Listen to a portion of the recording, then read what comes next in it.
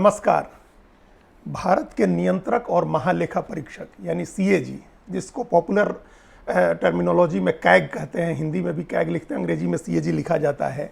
उस कैग की एक स्थिति थी जब मनमोहन सिंह प्रधानमंत्री थे उनके 10 साल में, और अब पिछले 9 साल में कैग की क्या स्थिति है, आज इस पर हम लोग चर्चा करेंगे। और इस चर्चा का कारण यह है क्योंकि संसद के मानसून सत्र में कैग ने यानी सीएजी ने कई ऐसी रिपोर्ट पेश की है जिसमें कई योजनाओं में, केंद्र सरकार की कई योजनाओं में भारी गड़बड़ी होने, धांधली होने, पैसे की हेराफेरी के आरोप लगे हैं।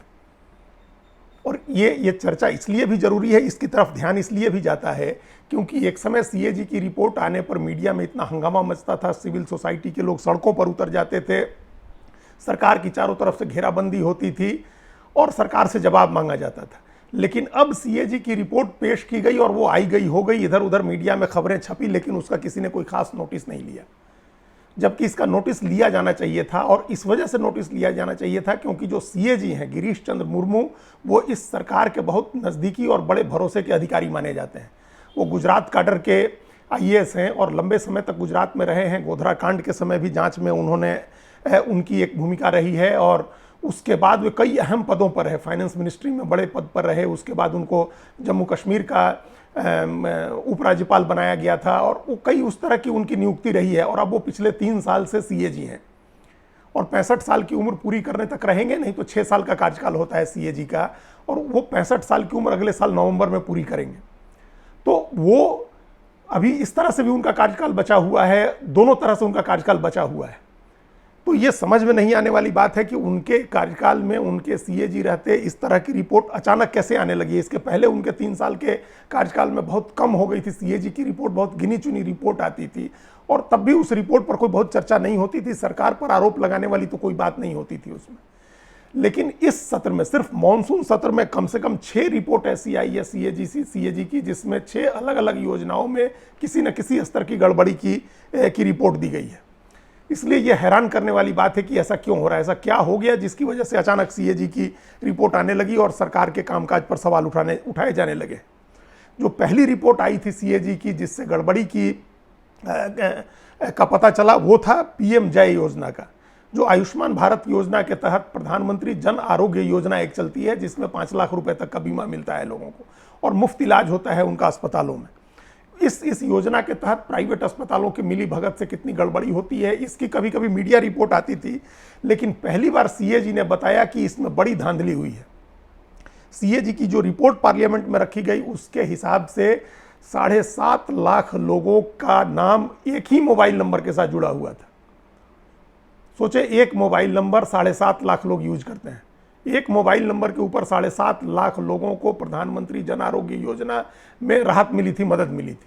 ये रिपोर्ट सीएजी की है और पार्लियामेंट में रखी गई है। तो वो इसका मतलब है कि 7.5 लाख लोग जो हैं जिनको एक मोबाइल नंबर से जोड़ा गया है, उसमें कहीं ना कहीं बड़ी धांधली हुई है। वो लोग एग्जिस्ट नहीं करते हैं, काल्पनिक लोग बनाए गए और एक काल्पनिक नंबर लगा करके उससे उनको जोड़ करके और पैसे साइफंड ऑफ किए गए। ये एक बड़ा घोटाला, बड़े घोटाले का खुलासा सीएजी की रिपोर्ट ने किया था। ये संसद सत्र शुरू होने, मानसून सत्र शुरू होने के तुरंत बाद इसकी खबर आई थी और खत्म होने के बाद, संसद सत्र जो समाप्त हो गया 11 अगस्त को, उसके बाद एक रिपोर्ट आई है सामने, वो रख तो दी गई होगी पहले पार्लियामेंट में, अब वो रिपोर्ट आई है जिसके मुताबिक ये बताया गया है कि इसी योजना के तहत, प्रधानमंत्री जन आरोग्य योजना के तहत ही सैकड़ों लोग ऐसे लोग थे जिनके इलाज के बिल का भुगतान किया गया, जिनकी डेथ हो चुकी थी पहले ही। मरे हुए लोगों के इलाज के नाम पर भुगतान हुआ है और उसमें लगभग 7 करोड़ रुपए का, 6.9 करोड़ रुपीज का भुगतान किया गया है। ये बहुत छोटी रकम है, लेकिन अगर एक कहीं से ये रकम ये पकड़ा गया है कि कहीं मरे हुए लोगों के इलाज के नाम पर बिल का भुगतान हो रहा है, तो इसकी गंभीरता से और विस्तार से जांच होनी चाहिए है, ताकि अगर कहीं बड़े लेवल पर ये इसमें गड़बड़ी हो रही है बड़े लेवल पर, तो उसको रोका जा सके। ये आम लोगों से जुड़ी और आम लोगों में भी निम्न मध्य वर्ग और गरीब लोगों के जीवन से जुड़ी योजना है और उसमें इस तरह की गड़बड़ी नहीं होनी चाहिए है, इसका ध्यान रखना होगा। इसी तरह उसके बाद एक और इससे थोड़ा बड़े घोटाले की रिपोर्ट सीएजी ने दी, बड़ी गड़बड़ी की रिपोर्ट, वो अयोध्या में चल रहे विकास कार्यों को लेकर के थी, जिस पर विपक्ष ने काफ़ी घेरा सरकार के ऊपर हमला भी किया, लेकिन वो मीडिया में उस बात की को भी ज़्यादा जगह नहीं मिली। और वो ये है कि एक स्वदेश दर्शन योजना के तहत अयोध्या में कई चीज़ों का निर्माण हो रहा है। सीएजी ने अपनी रिपोर्ट में कहा कि इसमें 19.73 करोड़ यानी करीब 20 करोड़ रुपए की गड़बड़ी हुई है। ये अयोध्या का मामला भी आस्था से जुड़ा मामला है और इसलिए इसकी बहुत गंभीरता से जांच होनी चाहिए। उसके बाद सीएजी ने सबसे हैरान करने वाली और सबसे बड़ी रिपोर्ट जो दी वो दी थी एनएचएआई के काम को लेकर के, और उसने बताया था कि द्वारका एक्सप्रेसवे पर किस तरह से सड़क निर्माण का काम और उस पर होने वाला खर्च 15 गुना ज़्यादा हो गया।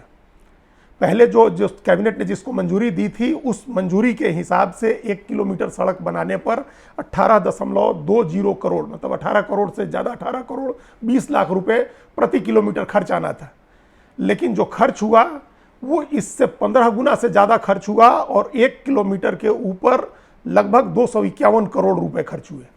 250.77 करोड़ रुपया प्रति किलोमीटर खर्च आया द्वारका एक्सप्रेसवे के निर्माण में। ये दिल्ली गुड़गांव मानेसर को जोड़ने वाली सड़क है और इसको ये NH 48 था जिसको 14 लेन का बनाया जाना था, उसके ऊपर प्रति किलोमीटर 18 करोड़ रुपया खर्च होना था, लेकिन एक्चुअल खर्च 250 करोड़ रुपए हुआ। प्रति किलोमीटर 250 करोड़ रुपए खर्च हुआ, 1.5 गुना खर्च हुआ। तो ये एक बड़ा खुलासा किया सीएजी ने अपनी रिपोर्ट में। ये रिपोर्ट भी पार्लियामेंट में रखी गई और उसको लेकर के काफ़ी जो सोशल मीडिया में चर्चा हुई, कई तरह के मीम्स बने। उसमें किसी ने यह भी लिखा कि इसरो ने 450 करोड़ रुपए में मंगल पर पहुंचा दिया अपना यान और यहाँ भारत सरकार 500 करोड़ में 2 किलोमीटर सड़क बना रही है। तो उसकी भी जांच होनी चाहिए। ये चूंकि सीएजी की रिपोर्ट है, सरकार को पहले से पता होगी सरकार की रिपोर्ट है। उसके बाद सीएजी ने एक और रिपोर्ट दी जो हिंदुस्तान एरोनॉटिकल्स लिमिटेड को लेकर के थी और इस भारत सरकार के इस रक्षा उत्पादन करने वाली इस कंपनी को लेकर के सीएजी ने कहा कि इसके एक प्रोडक्ट के डिजाइन में ऐसी गड़बड़ी हुई जिसकी वजह से 3,159 करोड़ रुपए का नुकसान हुआ।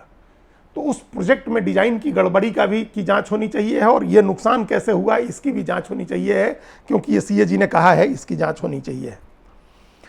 उसके अलावा एक खबर और एनएचएआई से जुड़ी हुई एक और रिपोर्ट थी सीएजी की जिसमें कहा गया कि 154 करोड़ रुपए आम लोगों से ज़्यादा वसूले हैं एनएचएआई ने टोल के नियमों में गड़बड़ी करके।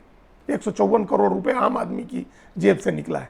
तो ये कुछ रिपोर्ट्स हैं जो इस साल अभी इस महीने में ख़त्म हुए संसद के मानसून सत्र में पेश किए गए थे। अब आप जरा इसके कंट्रास्ट में ये तुलना करें कि जो 2011 में 10 में 11 में 12 में जो सीएजी की रिपोर्ट आई थी, उस समय विनोद राय सीएजी थे और उन्होंने संचार घोटाले के बारे में एक रिपोर्ट दी थी। वो एक थ्योरी की तरह थी। उनकी थ्योरी थी कि अगर सरकार ने जिस तरह से 2G के स्पेक्ट्रम की नीलामी की है, अगर उसको ठीक ढंग से उसमें गड़बड़ी नहीं की होती तो 1,76,000 करोड़ रुपया अतिरिक्त रेवेन्यू आता।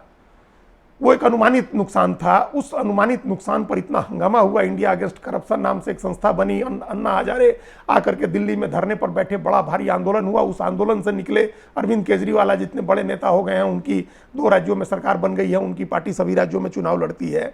इसी तरह से कोयला घोटाले की रिपोर्ट सीएजी ने दी थी जिसमें 3 लाख करोड़ रुपए के घोटाले की बात कही गई। तो ये सब अनुमानित नुकसान थे, लेकिन उस समय सीएजी की रिपोर्ट पर पूरे देश में उबाल आ जाता था। पूरा देश एक पैर पर खड़ा हो जाता था और सरकार के विरुद्ध, सरकार के भ्रष्ट होने का आरोप लगने लगता था। अब छोटे छोटे ही घोटालों की सही, लेकिन ये 5 रिपोर्ट आई है जो मानसून सत्र में सीएजी ने रखी है, उसी सीएजी ने रखी है। और उस गुजरात काडर के अधिकारी हैं जो अभी सीएजी हैं, उनकी देखरेख में ये रिपोर्ट तैयार हुई है। ये पार्लियामेंट में रखी गई है और इसकी कहीं चर्चा नहीं हो रही है। मीडिया में भी इसकी बहुत मामूली चर्चा हुई है और पता नहीं विपक्षी पार्टियां भी क्यों नहीं इसको मुद्दा बना पा रही हैं। सरकार को निश्चित रूप से, चूंकि सीएजी सरकार की संस्था है, संवैधानिक संस्था होने के बावजूद सरकार की नज़र रहती है, उसने अपनी रिपोर्ट दी है। सरकार उम्मीद करनी चाहिए कि सरकार इन तमाम जो आरोप लगे हैं, ये चाहे प्रधानमंत्री जन आरोग्य योजना में हो या एनएचएआई में हो या HAL में हो या द्वारका में, माफ़ करिएगा, अयोध्या में स्वदेश दर्शन योजना के तहत हो, जहाँ भी इस तरह की गड़बड़ी की रिपोर्ट आई है, उम्मीद करनी चाहिए कि सरकार उसकी जाँच करवाएगी। धन्यवाद।